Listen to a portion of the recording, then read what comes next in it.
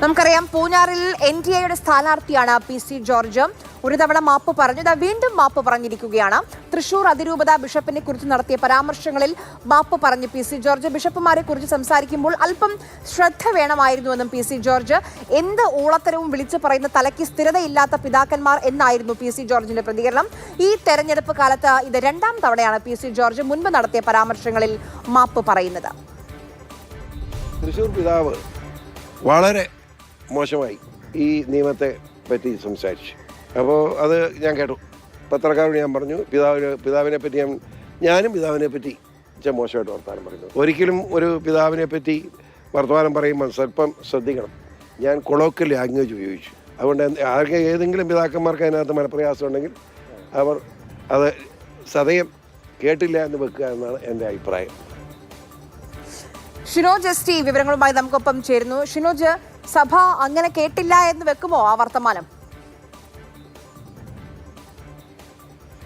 ആര്യ 2021 സമാനമായി ഇത്തവണയും PC ജോർജിന്റെ പ്രസ്താവനകൾ അത് PC ജോർജിനൊപ്പം നിൽക്കുന്നവർക്ക് വലിയ പ്രതിസന്ധിയാണ് ഉണ്ടാക്കുന്നത്. ഇത് രണ്ടാം തവണയാണ്, ആര്യ സൂചിപ്പിച്ചതുപോലെ തന്നെ രണ്ടാം തവണയാണ് PC ജോർജ് ഈ തെരഞ്ഞെടുപ്പ് കാലത്ത് തന്നെ മാപ്പ് പറയുന്നത്. FCR നിയമവുമായി ബന്ധപ്പെട്ടാണ് തൃശൂർ അതിരൂപത ബിഷപ്പ് നടത്തിയ പ്രസ്താവനകളിലെതിരെയാണ് PC ജോർജ് കഴിഞ്ഞ ദിവസം ഇത്തരത്തിലൊരു പ്രസ്താവന നടത്തിയത്. അതായത് എന്ത് ഊളത്തരം വിളിച്ചു പറയുന്ന തലയ്ക്ക് സ്ഥിരതയില്ലാത്ത ചില പിതാക്കന്മാരുണ്ട് എന്നാണ് തൃശൂർ അതിരൂപത ബിഷപ്പിനെ കുറിച്ച് PC ജോർജ് കഴിഞ്ഞ ദിവസം പറഞ്ഞത്. അതിനെതിരെയാണ് ഇപ്പോൾ അത് വലിയ രീതിയിൽ വിവാദമായി. പ്രത്യേകിച്ച് സഭകൾ, ഓർത്തഡോക്സ് സഭ തന്നെ പല രംഗത്ത് വന്നു. പ്രത്യേകിച്ച് കഴിഞ്ഞ ദിവസം ഓർത്തഡോക്സ് സഭ പറഞ്ഞത് PC ജോർജിന്റെ തോക്കിന് മാത്രമേ ലൈസൻസ് ഉള്ളൂ, PC ജോർജിന്റെ നാക്കിന് ഒരു കാലത്തും ലൈസൻസ് ഇല്ല എന്ന് അതിരൂക്ഷമായ വിമർശനം സഭ ഉൾപ്പെടെ ഉയർത്തി. മാത്രമല്ല മണ്ഡലത്തിൽ ഉൾപ്പെടെ പൂഞ്ഞാറിൽ ഉൾപ്പെടെ LDF ഉം UDF ഉം അത് വലിയ രീതിയിൽ ചർച്ചയാക്കുകയും ചെയ്തിട്ടുണ്ടായിരുന്നു. അതിന് പിന്നാലെയാണ് ഇപ്പോൾ PC ജോർജ് ഒരു മാപ്പ് പറച്ചിലേക്കൊക്കെ തന്നെ എത്തിയിരിക്കുന്നത്.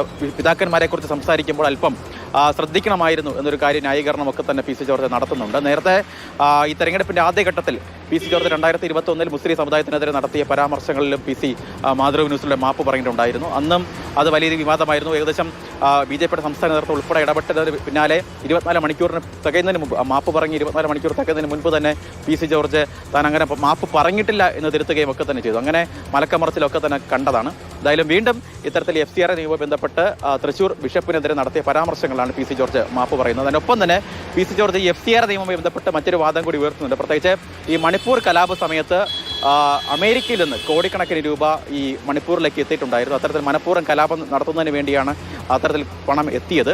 അതുമായി ബന്ധപ്പെട്ടുകൊണ്ടാണ് ഇത്തരത്തിൽ കേന്ദ്ര സർക്കാർ ഈ FCR നിയമം നടപ്പിലാക്കാൻ ഉദ്ദേശിച്ചത് എന്നൊരു വാദം കൂടി PC ജോർജ് ഇപ്പോൾ മുന്നോട്ട് വെക്കുന്നു. ശരി, PC ജോർജ് രണ്ടാമതും മാപ്പ് പറഞ്ഞിരിക്കുകയാണ്. പക്ഷേ ഇപ്പോൾ ഈ FCR നിയമം പോലും ഇന്ന് പാർലമെന്റ് പിരിയുകയാണ്. ഇത്തവണ അത് കൊണ്ടുവരുന്നില്ല, പാർലമെന്റിലേക്ക് കൊണ്ടുവരുന്നില്ല. അതുമായി ബന്ധപ്പെട്ട് ചർച്ചകൾ ഉണ്ടാകാം. ആർക്കെങ്കിലും എന്തെങ്കിലും അതുമായി ബന്ധപ്പെട്ട് പരാതികൾ ഉണ്ടെങ്കിൽ അത് ആലോചനയാകാമെന്ന് കേന്ദ്ര സർക്കാർ പറയുന്നിടത്താണ് PC ജോർജിന്റെ ഈ അതിര് കടന്ന പ്രസ്താവനകൾ വരുന്നത്. ഷിനോജാണ് വിവരങ്ങൾ നൽകിയത്.